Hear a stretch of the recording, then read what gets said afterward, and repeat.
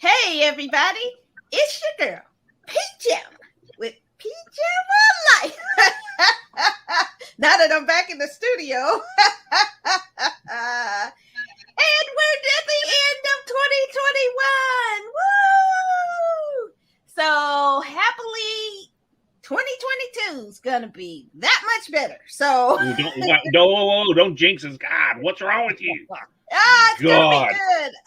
I'm claiming it. I'm claiming that 2022 is going to be fantastic.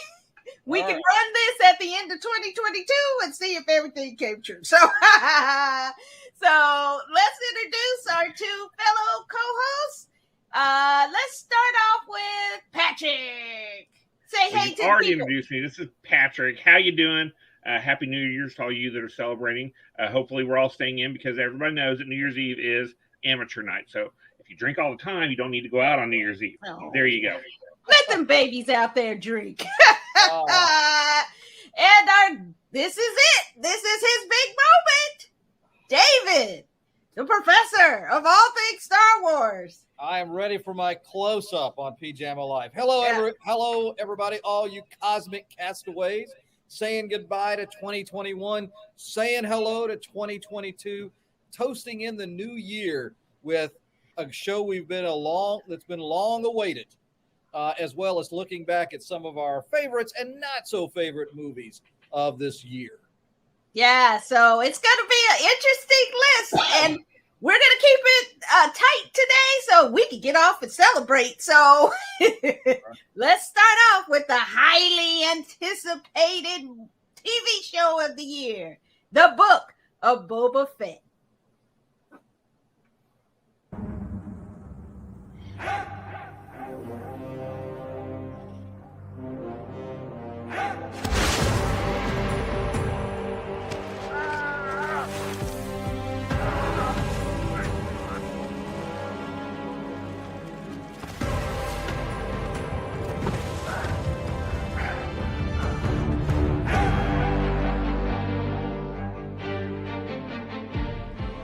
Got a lot of ground to cover if we are to keep his empire intact. Jabba rarely left his chambers. Jabba ruled with fear. I intend to rule with respect. Difficult times, fear is a sure bet.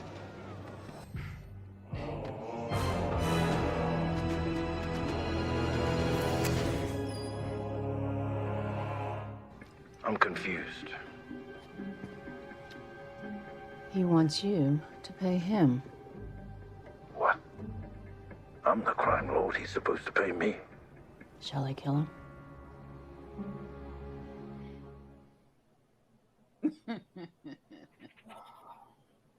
Ming Na Wen, awesome as always. Oh, I love her. Okay, let's start off with, of course, our guru of everything Star Wars. Give us some background too. David, hit us up with it.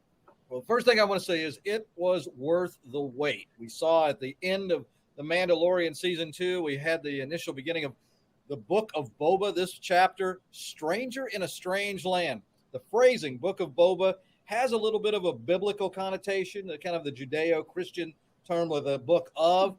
Stranger in a Strange Land, many references throughout the Old and New Testament, the first being in Genesis. And so I think it's appropriately enough. The other chapters, I checked out IMDb. We don't have those chapter names as of this afternoon. We will see if that kind of holds true. But a fantastic episode. Vapors Creepers, what a feeling. We had some great little cameos. I guess we'll be seeing these characters more. But a gentleman who was in that played the husband in Veep, Andrew, a nasty, goofy character, is the Twi'lek Major Domo, and Jennifer Beals. Yes, looking fine as wine. So, I mean, just this was a wonderful beginning, I think, to the show. We saw Tuskens in a way that we've not seen before, and a little bit more of a behind-the-camera scene of them. Jon Favreau is inundated with the old Star Wars. The Mandalorian opened with a lot of kind of an homage and nod to the Star Wars holiday special. Lifted the best things from that in the Ewok movie. What David, what was a part of the Star Wars holiday special? Well, first and foremost, I'm so glad you asked that, Pam. One of the number one things is the long rifle, the rifle that Mando uses. Boba Fett has a very similar kind of two-pronged rifle, just as we saw in that. That was and Boba Fett made his debut, his Star Wars debut, in the cartoon that was part of that. So that was one piece. A reference to Life Day, of course. Oh, I missed that. That was in the very beginning. The Mithril had referenced that. So in the early moments of episode 1 of The Mandalorian, we saw those pieces. And what stands out to me here as we fast forward to this episode, Boba Fett's origin story for getting out of the Sarlacc pit. Yes. The way that we saw that with these almost PTSD trauma. If you go back to the old Marvel comics, and I'm kind of dipping into Patrick's territory here, but the Star Wars Marvel comics, that episode, one of those comics did have Boba Fett fighting his way out of the Sarlacc pit, only to be rescued sort of by the Jawas, who mistook his Mandalorian armor for him being a droid. And he'd lost his memory, so he was in the sandcrawler with them. And that's how it's part of that episode. So a little bit of a nod in some respects to that old Marvel expanded universe. So I enjoyed it. I don't want to talk it anymore because I can filibuster with the best of them. I've watched this 4 times. Oh, wow. 4 times since yesterday. I did too. So I'm halfway there. But I can't wait for next week's episode. This is when I actually wish with the holidays that we could do like a Netflix and just binge watch like multiple episodes. I'm pumped. Oh, wow. Okay, so any other things that people should look out for in what was Jennifer Beals' character Fwip? Garza Fwip? Has she shown up in other series or context? Okay. And this is another good thing that we're seeing here right now. Obviously, there's an introduction to characters from the old show, from The Mandalorian, but new ground, new characters, and new ground. Okay. I'm going to be right back. It looks like I can't tell if my dog is what he's chewing on. It could be an action figure, and I'll be right back. Okay. Save me. Oh, no. Save me, David. You're the only one who can. Thankfully, it was just a piece of ice. He'd grabbed a Jurassic Park San Diego Comic Convention figure, who ironically, the character of the body had been chewed up by a raptor. Well, it got chewed up by a golden retriever too. So had to go back to eBay for that one. Samuel L. Jackson, not looking so good right now. All right, Pat, tell me what you thought of the episode. Jean Favreau is a god, is how I would start this. The dude, not the guy, but a god. Kind of a Ghostbusters reference there. It was it's more grabbing than anything I've seen from Marvel, to be really honest. As far as the way it started, it really just hooks you into it. I was a big Star Wars freak back in the days, and I kind of drifted away from it for a while because it was crap for a long time. Jon Favreau his back's got to be getting tired. He's carrying Marvel, he's carrying Star Wars all on his back. He's the one that did all this stuff. Disney can't write him big enough checks. I can tell you that right now. Oh, I bet they are. No, they're not as big as they should be. I'm just saying. Yeah. The thing is, well done. God, it really just hooked you into it. Even if you were just maybe even just a casual watcher of Star Wars back in the day. This is good TV. That's what I would say. More than anything, it was probably even good movies, to be honest. It was it was just well done, well produced. You immediately care about the characters, which is the mark of a good show, rather than just you have to. Some shows you watch for 2 seasons before you really give a crap about anybody, and you just keep putting through it because it's the show that everybody's watching. You want to be able to talk about it around the water cooler, so you put the time in and you get into it, and eventually you start to love them or hate them or whatever. To have an emotional reaction to them. But this show, season 1, episode 1, I care about these people. And then you saw some really neat flashes of compassion from Boba, that was surprising. characteristic of a guy that was no disintegrations, here. So you saw that kind of come out. And then there was the flashback to some of the prequel movies with, Boba picking up the helmet, which I still to this day want to see a head fall out of that thing. But anyway. Thank you. Where are the entrails? Where are the viscera or something? Where'd the head go? Cauterized. It's still up in the helmet. Yeah, he still should have went bloop. Unless he's got like straps or something in there. I don't know. Anyway, things that I wondered and still wonder, and watching that scene again, I'm like, still doesn't work. But this show really did work. It was so well done. And I am, as David is, and I suspect that you are too, Pam, I'm hungry for the next one. And binging it would be great. But at the same time, there's something to be said with this delayed. And I don't like to say that, but man, I'm excited about Wednesdays now again. Right. Because there's something going to be really damn good going to be on Wednesday. Right. Rather than just, it's Wednesday. Yeah. But this was really good. If you haven't watched this, you should be watching it. About them keeping the serialized, format, because it gives you something each week to look forward to and to digest each one and have questions and have, things going on instead of just everything all in a lump. Right. It does. I'm just so pumped. I love this feeling of excitement that the show has.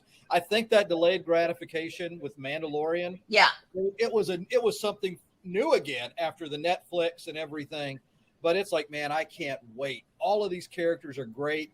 And something else that really I just want to praise here. And we saw this with Mandalorian, but we're seeing it here too. What they have done for the alien mask and the makeup that we were introduced to in the original Star Wars movies, like Bosk, the Trandoshan, which is like a lizard dude. You saw that in Mando. You saw it here in the trailers more so, but a little bit in this one as well. They have created what was a static mask that only could be on screen, believable for a moment, and they've made it look just like they did before, but allowing movement and action with those actors and stunt people that are in them. Yeah, that really brings it to life. So here's an example of where the technology, the makeup, and the artistry has evolved and is really helping this show be that much better. Yeah, love seeing, and I love the Leiku and all of that. And this is, man, I'm just pumped. I've seen it 4. It's gonna be 5 times tonight. 5 times when we're done here. I'm walking the little golden Wookiee, and then I'm back watching it again. Now, okay, fellas, so all right.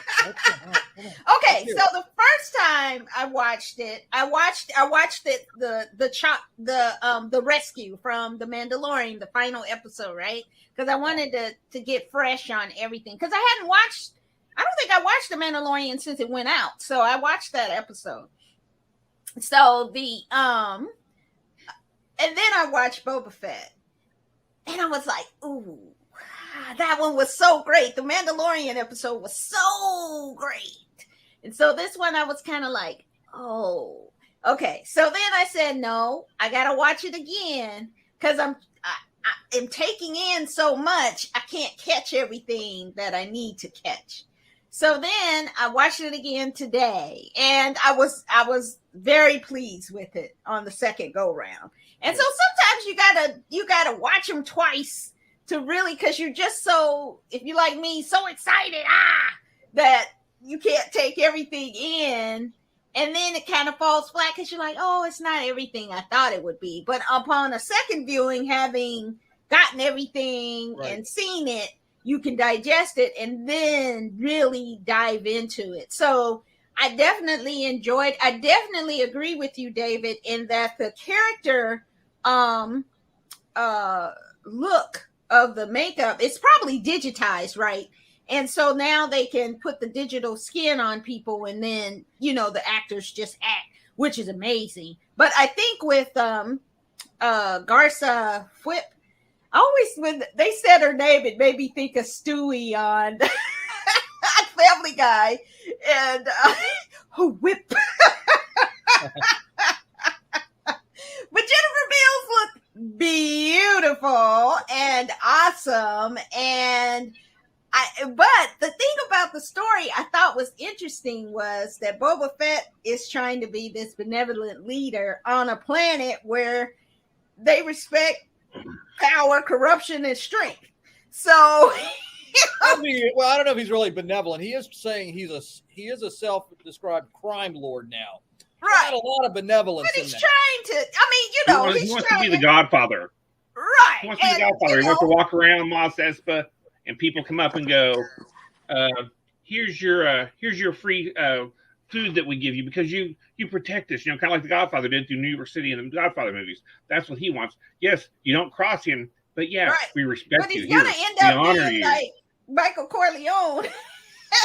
Eventually, just get completely, you know, always wanting to be out, but always in, you know, and so he's not totally accepting his role as a ruthless crime lord yet. So I think that because there's a scene of a attack, and I was like, well, what'd you expect? You didn't go and kill somebody, so you know they gonna run up on you to see what's up. So I thought that led to me to be an interesting kind of story about how much power will corrupt. So we will see, you know, where this kind of road takes him. And, you know, Fennec's already down with the plan to be ruthless and, you know, just, you know, if they get in your way, just kill them. So I'm like, I love her. But I wonder how that's going to play out throughout the season. I think here's a prediction. I think it might be a coup attempt by Fennec Strand.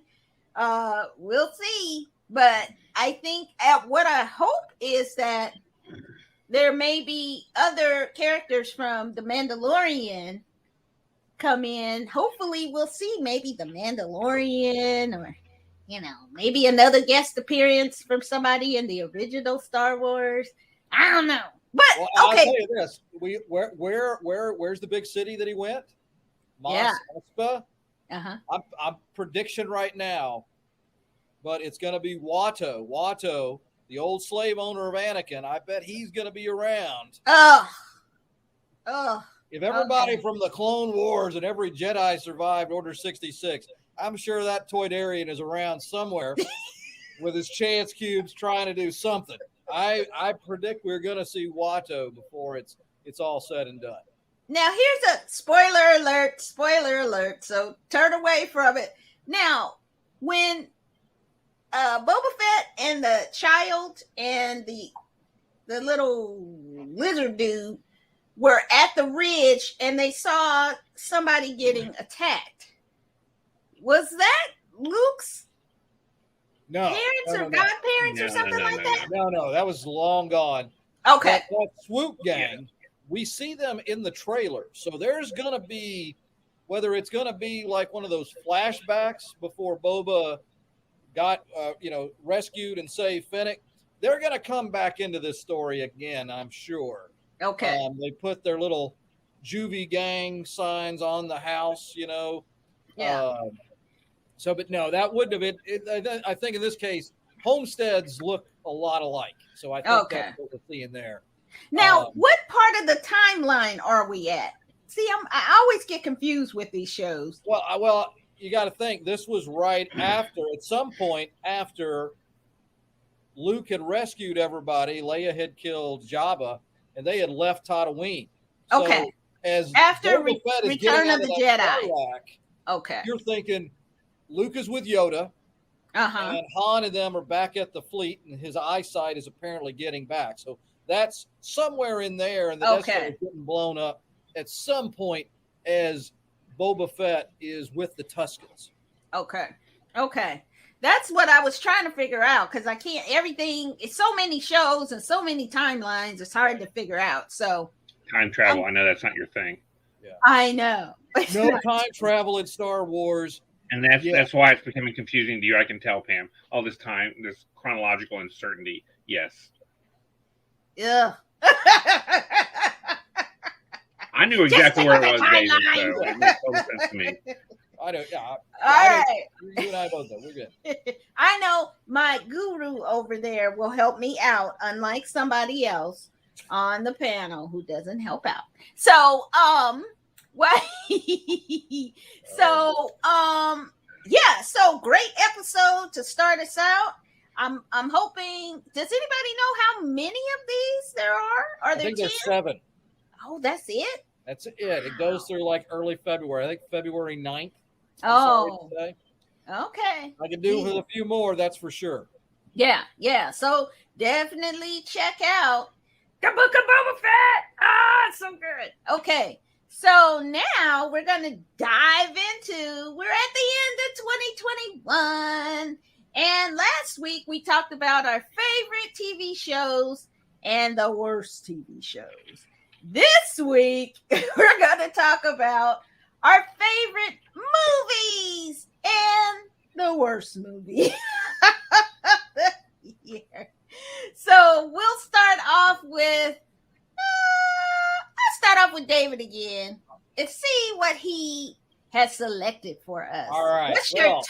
Let's go 1, 1, 1, 2, 2, 2. Well, you don't have to put them in any order, but let's trade off on each of them. So you're the one you want to start off with. It doesn't have to mean it's number 1 or number 5 or whatever. Well, for me, it is going to be number 1 because the one I've waited for. This was one of the big things exciting in sci-fi and just in movies in general for me. Dune. We saw a beautiful first half of the first book of Dune that was beautifully done, beautifully acted. Rebecca Ferguson reminds everyone that if you read the book properly, you could argue that Lady Jessica is the real protagonist for a big part of this. Yeah. But this was great. Great cast, beautifully made. That's clear and above my number 1 selection. Oh, okay. All right. Pat, your first selection? My first selection, I am in no particular order because I had trouble figuring out which ones I really wanted to elevate to the top 5. I would also agree. Dune's on my list too, because Dune, and this is coming from a person who has read the book numbers of times. And it was, and this is high praise indeed that it did not disappoint me. Yeah. Because books that I love getting translated into movies tend to disappoint you because your imagination is always better or wider or bigger than what they have budgets to do or what their special effects are able to do. They did a real good job. I mean, they felt true to it, everything. And so super good, super well acted. I mean, some of the things were not exactly as I pictured them, but they were great equivalents is what I would say. You know, even though I didn't really, picture the thopters looking like dragonflies. Yeah. The way they did them, I always picture more as like a hawk or like a bird of some kind. Yeah. Which is fine. And it was not that big a deal because this was really cool. It was a good equivalency. It came in, it made me believe it.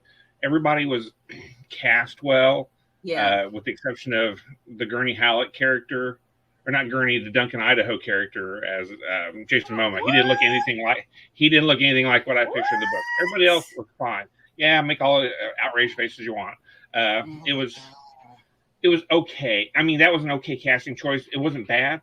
Jason Momoa pulled it off pretty good, but he was not what I pictured. Everything else, pretty darn good, I would have to say.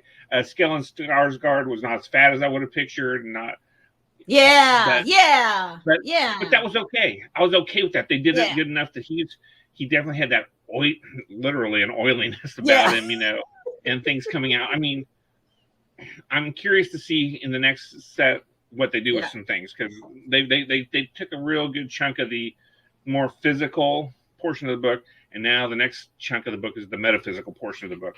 And there's gonna be a lot of physical stuff going on too, but there's some real big chunks they just didn't even really want to bother with. I suspect he didn't want to spend the money until he made sure he's going to make the money. So really good movie. If you haven't seen it, you should be seeing it.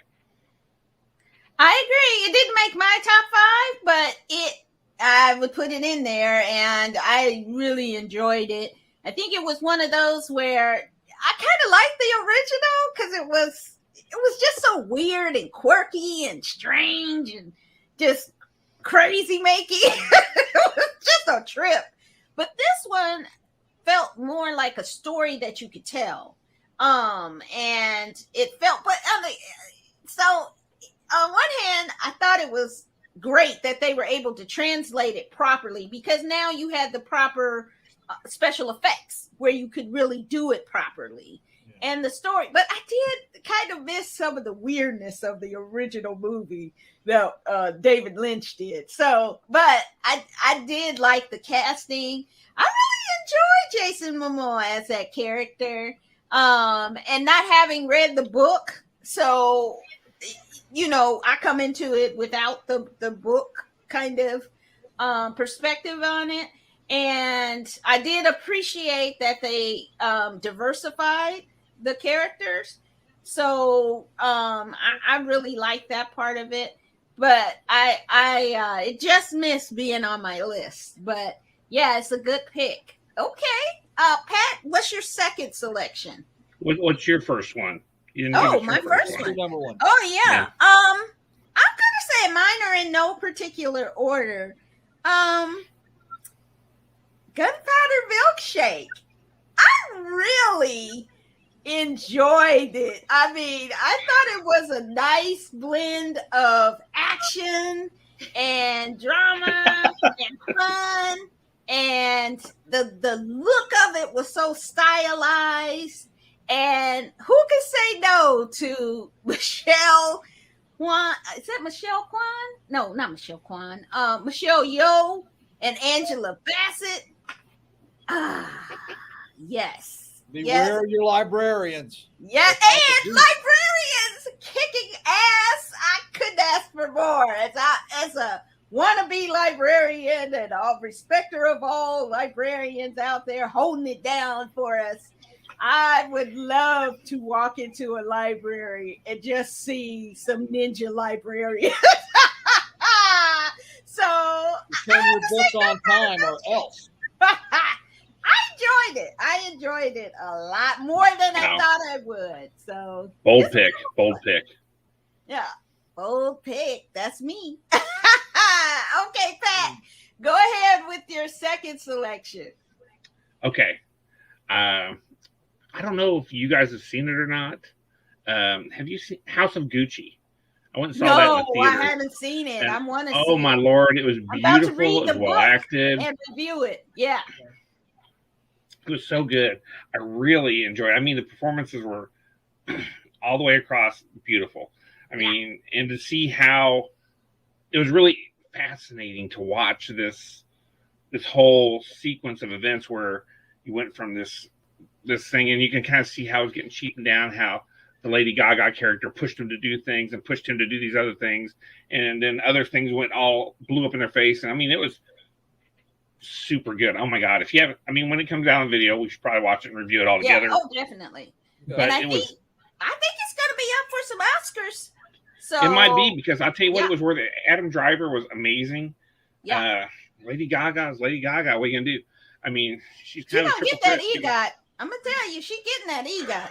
She got to go ahead and get that Tony. That's the only one she's missing. Yeah. That's insane. But yeah, I mean, I loved it. That's something I would tell you, if you haven't seen, probably should watch. Yeah, definitely. And I'm getting ready to read the book so I can review it on a show. And I heard that the truth is even wilder. So yeah, it's something else. Okay, David, what's your second pick? Well, the next one I am going to go, and this was a surprise. I wouldn't have expected it to be on my list, but I really enjoyed it, and that's Shang Chi. Ah, yes. I thought that was fun. I enjoyed the story. Aquafina, really, or as I like to call her, Danzanai, or Deer Bark. She's fantastic. No offense. You're really talented if you're watching this. I know stars are paying attention to the show, so I don't want to be too rude, but I love the movie. I love the movie. I thought it was really fun and engaging, and I think it was a nice a little offbeat for some of the other Marvel pieces, but I really enjoyed it. So this was a winner for me. It was fun. Cool. My second pick is, and I was looking through the list this year, and I was like, oh my God, this was in 2021. Tenet. Oh my goodness. Okay. So the first time you watch it, it's like, what the hell is this? It doesn't make any sense. But you keep watching it and it makes more sense each time you watch it. And so I just watched it yesterday and I was like, this is one of the best movies. This is Christopher Nolan at his twisty, weird, mind-bending best. And so it's a bug out. You're trying to put it together. And each time I figure out something and I see something new and it just blows my mind. So Tenet, I know a lot of people might not agree, but keep watching it and it'll sneak up on you. The only thing I would say to that, Pam, any movie that you have to work that hard at is not entertainment. It's work then. But it's the best kind of. It's creative and different. You know, a lot of movies. I like creative and different, but I want to be able to go into a movie and be entertained. I don't want to have to come home, watch it 7 other times in order to understand what the hell happened. Which is kind of what you're saying happened. I can't wait to see it in the theater, which it was meant to really see. But I appreciate it being on streaming and on cable, because then you can go back and stop and try to figure out, especially the action scenes when it's going backwards and you try. That is incredible. I mean, go back and check out Tenet. I mean, it's a bug out, the best kind. And I was really liking your pick. And then you reminded me, Pam, that Christopher Nolan made this, and my narcolepsy started to come back. So that was my yawn. It wasn't at you. It was at the mention of his name, because I fell asleep in all his stuff. What? All the movies and all. Oh, so my goodness. Oh, Chris, no. Oh, my God. The Batman series? Batman series was good. Come on. Memento? Come on. Hard to watch. It was hard to watch. Anyway. I don't even know what to say to you two right now. It's just crazy making. So I'm going to say the majority in this particular room. We're moving on because you're not that great, but okay. I know. I'm vibing at a higher level, I guess. So wait till we get to the. Don't worry. We're going to come to that when we come to the bad movies. Come on. Okay, so David, talk about your third pick.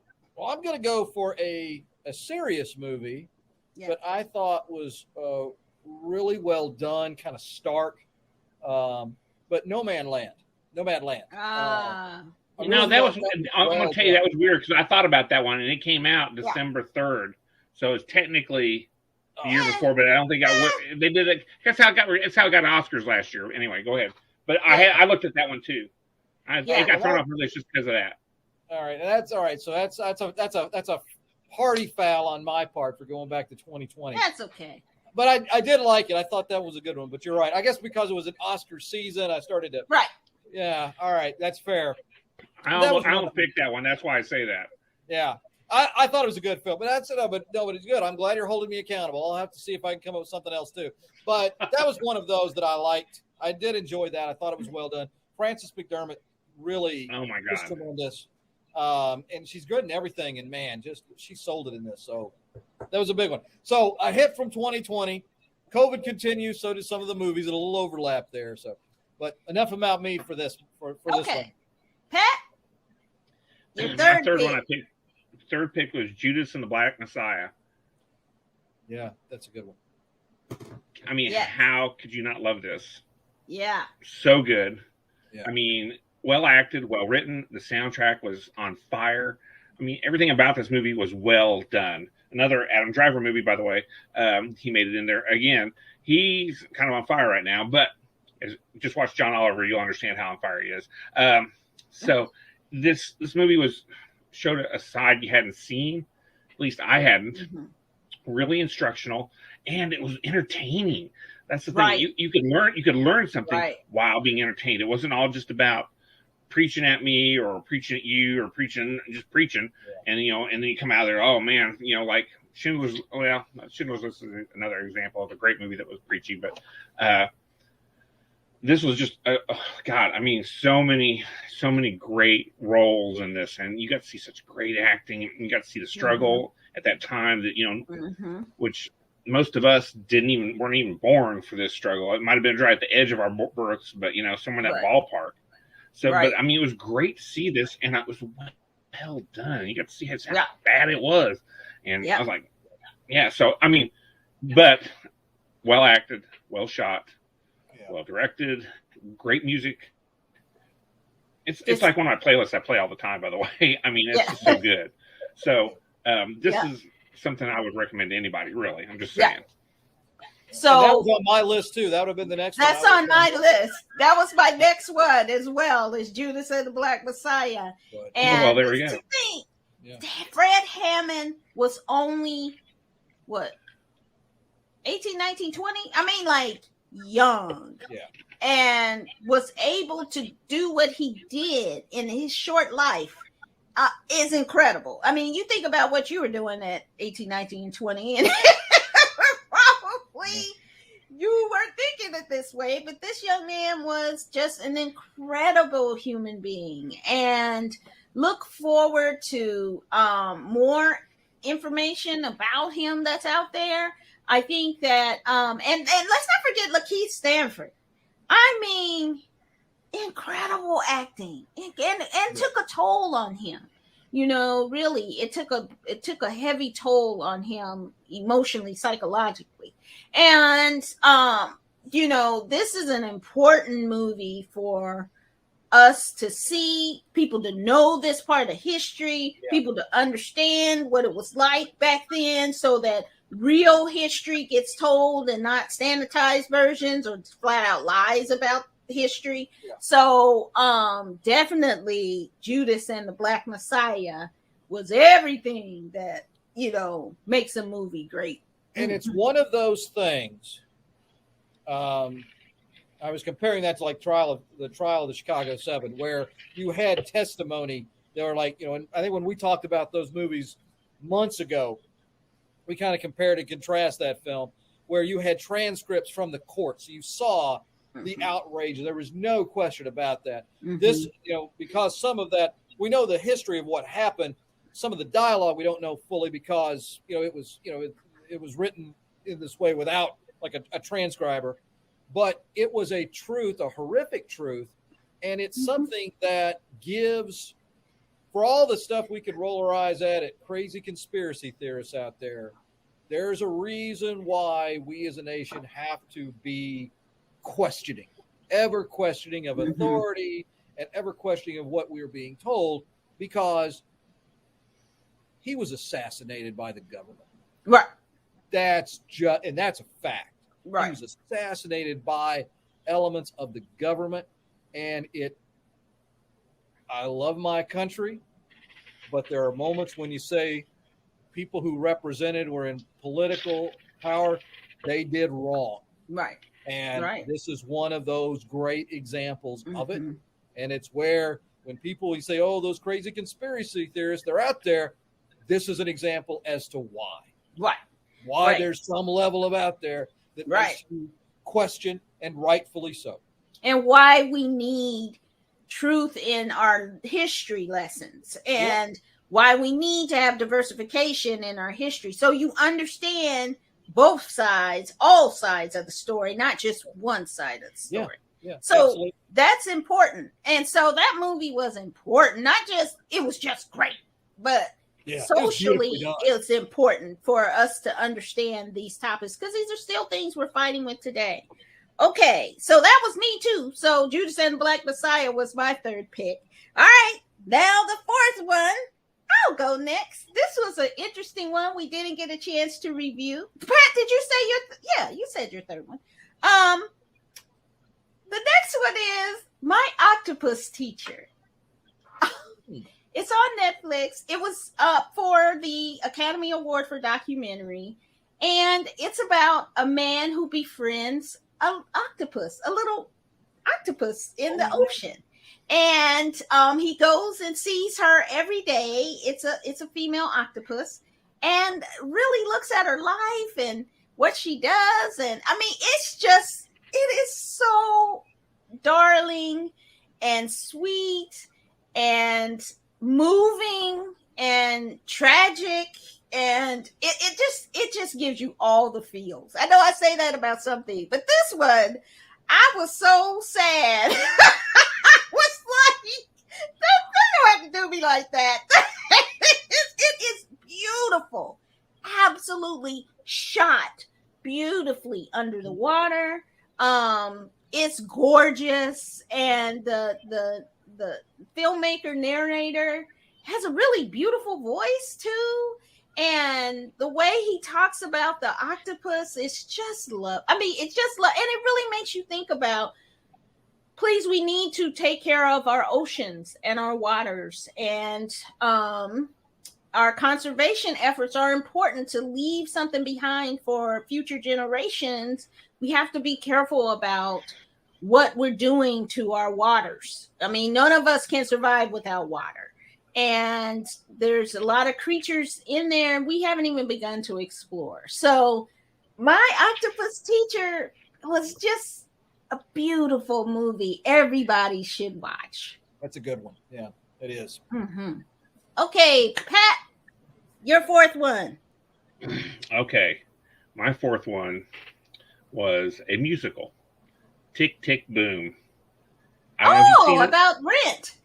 Okay. It's about the making of Rent. Andrew Garfield was amazing. And I'm gonna do a little bit of compare contrast too with this, because I also saw West Side Story in the theaters, the new version of Steven Spielberg, who I would like a toothpaste commercial he directed probably. And I mean, Steven Spielberg does everything. I mean, and it was beautiful, but as an example of what a charismatically endowed individual versus a flat individual does, Andrew Garfield versus Egan Elson or whatever his name is, the guy that was in Baby Driver. I can't remember his name. Oh, He was yeah. He was the male lead in West Side Story. He was flat. It was terrible. It was kind of painful. And I was sad for Steven Spielberg to watch this, because it was not as good as the original. And he picked great actors except for that one. And it just dragged the whole thing down. Whereas you got Tick, Tick, Boom, had Andrew Garfield, Spider-Man, come out and show that he had some real acting chops. Yeah. I mean, the dude learned how to sing for this movie. The story that I read about it was that his hairdresser was friends with the director who was looking to cast this, and they're like, can Andrew sing? And they're like, oh yes, he's got a voice like an angel. So he calls Andrew Garfield, and he's like, I guess I better take some singing lessons, because he didn't know how. He had never been professionally trained, and he comes out and he killed it. And it was an amazing. It was the best musical I've seen this year. So I will tell you, and I mean, and I saw West Side Story with Steven Spielberg directing, and I thought it blew that out of the water. It was more real. It was more. Mm-hmm. It just felt better. I mean, everybody in that, you really got into it. You started caring about people. Whereas West Side Story, it just didn't click. Yeah. Which is really weird for me to say about a Steven Spielberg film, because he's usually pretty unerring in the way his choices. Right. This time, I think he just missed on the male lead. Everything else, I mean, the girl they picked for Maria was, wow. I mean, her voice was amazing. And then the older friend, the more experienced one, she was acting directly across from I'm drawing a blank on Rita Moreno. Thank you. She's in it as an old version, like a grandmother. Yeah. And she's playing this part against her, and she is stealing scenes from Rita Moreno. I mean, they picked great actors for that bit, but the one anchor they put on them, they just couldn't swim above that. They couldn't, it was like trying to swim with an anchor. So it was, that was weak, but I'll tell you, Tick, Tick, Boom, you want to talk about a great movie, about a great period of time. And it was just the way they did it was so good. Everybody, you cared about everybody. There was characters in it that you could relate to. Super good. So yeah, that was my fourth one. Oh, awesome. David, what you thinking? I didn't have a chance to see either one of those. The last one, I'm going to go with Whimsy, Free Guy. Free Guy. Free Guy. I thought about that. I'm surprised it wasn't on your list, Pat. I was like, what? So Okay. yeah, Ryan Reynolds is fun, and I just love the concept of it. I'm not a big video gamer after Pong and Pac-Man, but Free Guy, that was a neat movie. So I enjoyed it. A little bit of Walter Mitty-esque, I thought, in some respects. So yeah, this was a blast. Oh wow. Okay. So our last one of your picks. Let's go with Pat. What's your last one? Your last pick of the Okay, a good movie movies. we did not review, but I saw in the theaters, Belfast. Okay. Oh That my was God. great. You know, looking at this list, I was trying to think about movies that kind of stuck with me past leaving the theater, past turning the TV off, one or the other. Belfast and Judas and the Black Messiah was another one that really stuck with me, but Belfast was so gorgeous. Kenneth Branagh did, and I mean, God, I mean, I hate what he did to Emma Thompson, you know, cheating on her, but I'm going to get past that because this movie, semi-autobiographical, it was about his growing up in Belfast during the Troubles, which is a cute way of saying the rebellion that was going on, and the Civil War. During the Troubles, you know, because you had the Catholics and the Protestants fighting each other, and the British just trying to pull the two idiots away from each other, and they keep hitting the British in the middle, you know. So it was, but it was well acted. It starred the woman who is the lead in Outlander, and the male, the adult male, was the guy who played in those horrible sadomasochistic movies with Dakota Fanning. I can't remember what their name is. I'm just drawing a blank. Anyway, you'll know what I'm talking about when you get out of it.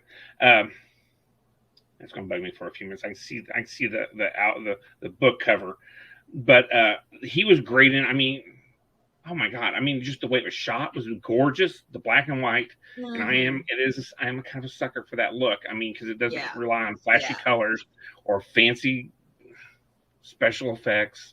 You know, it was just, God, it was a good story. You felt for people. You understood how this kind of neighborhood went. They had Maggie Thomas. I mean, they had so many people in this, and they were just, and I am impressed the more and more I watch movies with people that get old and aren't afraid to look old.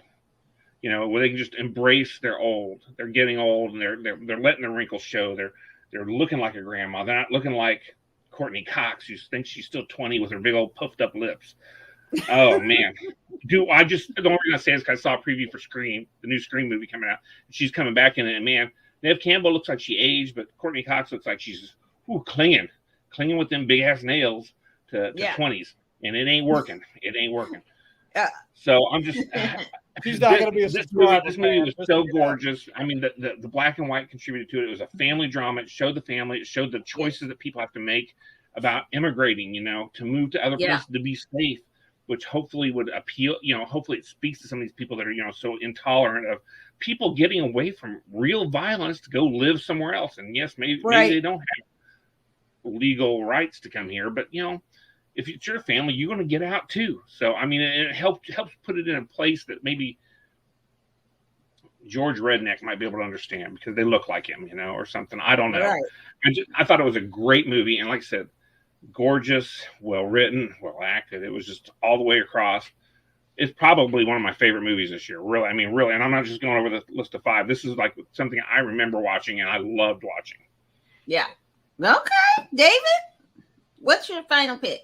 I'm out. Okay. Those are mine. Okay. I was already wanting to see Belfast, but Pat has convinced me to splurge and pay the price to watch it from home. Yeah. Well spent. Money well spent. Yeah. Because it looks beautiful. It is great. It just sounds awesome. So thanks for sharing that, man. So my final pick is The Harder They Fall. Oh, I thought that was great. And a new way to look at the Western drama from an African-American perspective. Yeah. I thought Regina King was just incredible. Yeah. I mean, like, as villainess, she is just, she's just incredible to me.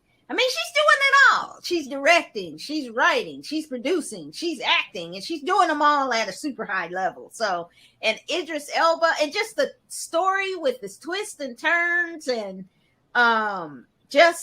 it was just good from start to finish. And the director, Samuel James, just looking forward to more stuff from him, and that this genre, continues to be diversified. I mean, I think with the TV show Warriors, you saw it from a Chinese American perspective of what was going on during that time. With this one, you saw it from an African American perspective. I'm looking forward at some point to seeing it from a Indigenous American perspective, so that we can see all of these stories to see what it was like in the West during that time. So I think that The Harder They Fall was just fun too. It was super funny in places. It was good to see people like Dion Cole, who's a stand-up comedian and former writer, as he says, every comedy special on Conan. To step out in a dramatic role, just great. Lakeith Stanford, once again, incredible in another movie and unexpected, so The Harder They Fall was a good one. It was a good year for movies. Probably to me, not a great year for movies like there have been in the past, but I think a lot of great content came out this year. And we'll see how this new, streaming versus theater kind of hybrid situation, how that evolves. Because frankly, I'm enjoying not paying $20 for a bag of popcorn and soda. Not even with candy and free refills though. Come on, free refills. When you can sit at home with a jar of kernels this big for $2.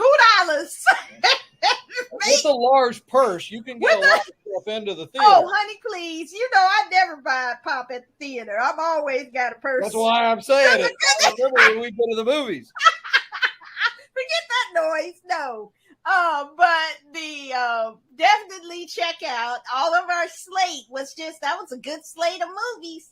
That I don't think you'll be disappointed by anyone on the list. And now we get to our pick for the worst movie of the year.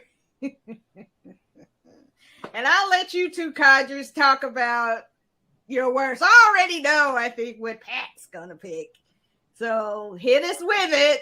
Come on, Pat. Hit us with it. Well, I mean, and don't bring my name into it. It was hard to pick, I will tell you, because generally I try to avoid crappy movies. But occasionally, somebody I know, and I won't mention her name because she's sitting right next to me on the screen, makes us watch movies that she has chosen and thinking that this would be a great idea to watch this movie.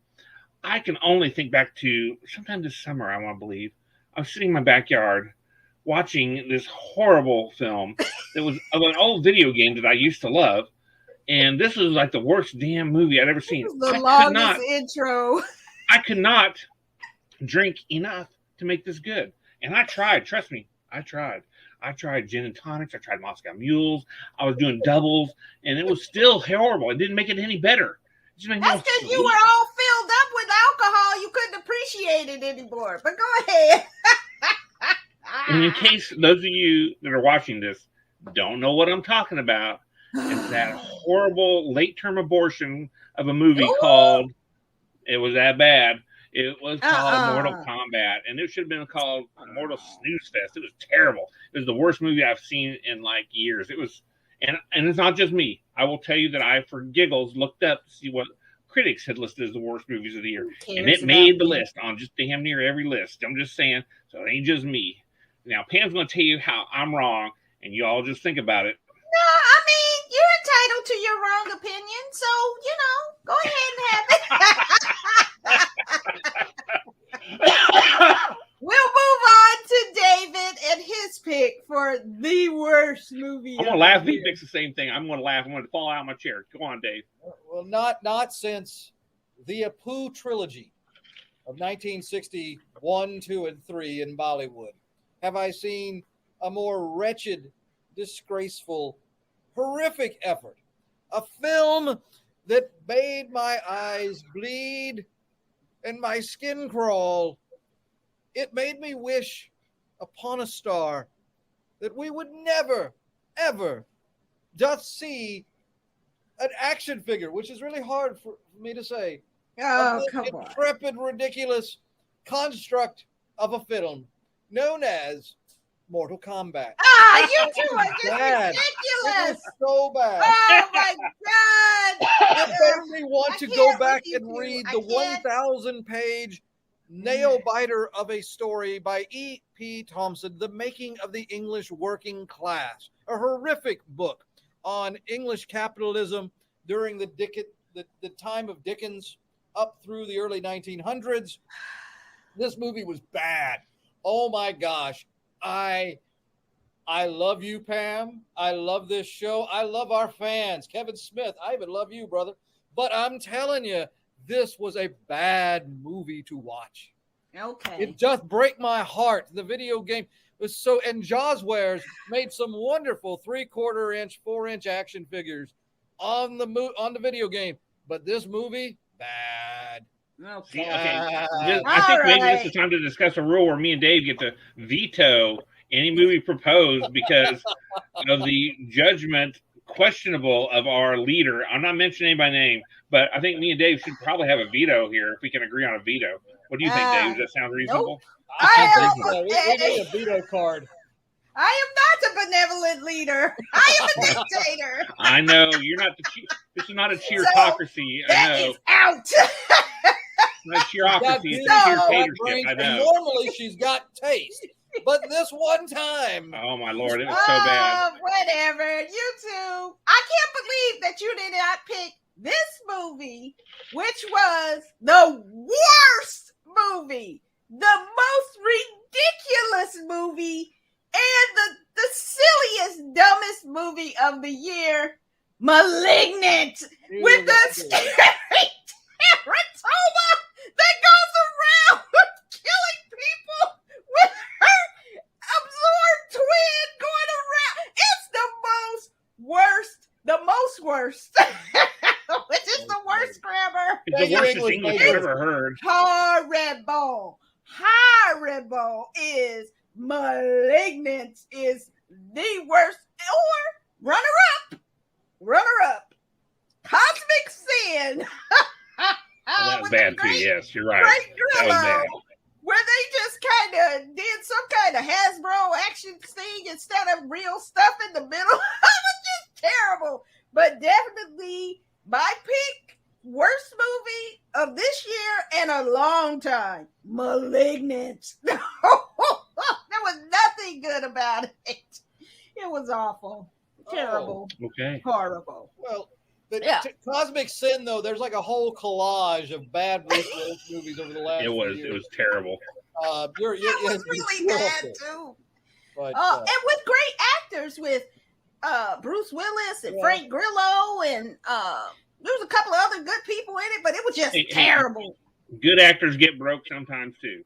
Yes, Lord, because that was a money grab. That's the equivalent of being 17 and doing porn, I guess, or 18 doing porn.